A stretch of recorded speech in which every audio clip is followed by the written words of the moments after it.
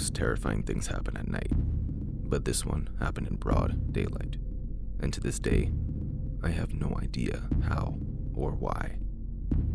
All that I know is that I'm glad it's over, and I never want to remember. So, I was home alone one fateful day, rocking back and forth on my porch, while I sipped on a glass of wine. I was enjoying my retirement, and I loved every part of it. I retired relatively young at the age of 55, and my business was running on autopilot, doing real good. I lay back in my chair and admired my view. I bought a house on the countryside, and I didn't like the idea of neighbors. It was well into the afternoon when I woke up and realized I had been asleep for the past couple of hours. I rose to my feet and walked back into the house. I was just about to sit on the couch when I heard laughter. I paused midair and waited. Was it the wine? Then I heard it again. It was definitely laughter, and I had no idea where it was coming from. I ran around the house, searching every single room in fear of who or what I might find. There was nobody in the house.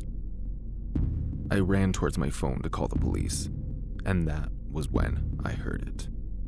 "I wouldn't do that if I were you," a husky, mysterious voice said. I looked around the house, even up on the ceiling. There was nobody around. I wondered where the voice was coming from or who was speaking. "Drop the phone now." I hurriedly dropped the phone and dashed for the exit door when it closed shut all by itself right in my face. I headed for the back door, and it shut and locked itself, almost like it was being controlled by a ghost. Then the windows began to close by themselves, until every single way of escape was locked. I was trapped. "Now, we are all alone. Where to?" the voice said again. The voice was deep, clear, and very terrifying. It sounded close to me, almost like the speaker was standing just a few yards away. I asked who it was, and then the familiar laughter came again. "Not who, you mean what?" it replied. I was not waiting to hear another word. I began yelling and banging on the doors, and the laughter continued, this time more hysterical.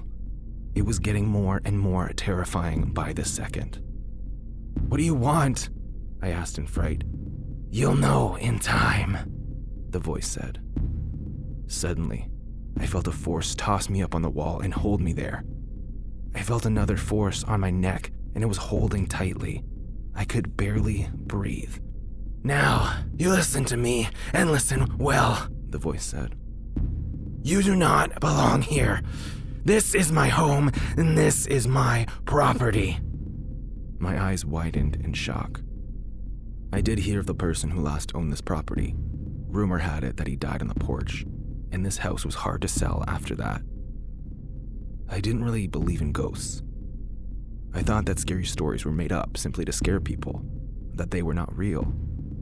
But as I hung in my own sitting room, suspended in the air by an invisible force, being spoken to by a strange voice, I was now a believer. The voice grew louder, threatening me as I struggled for air. It told me that I should leave his house and never return, and that I could not steal from him. The voice said, if it ever saw me around here, it would end me for good, and I would have no one to blame but myself. It went on, but I couldn't listen any longer. My head felt like it was about to burst open, and I could barely see anymore.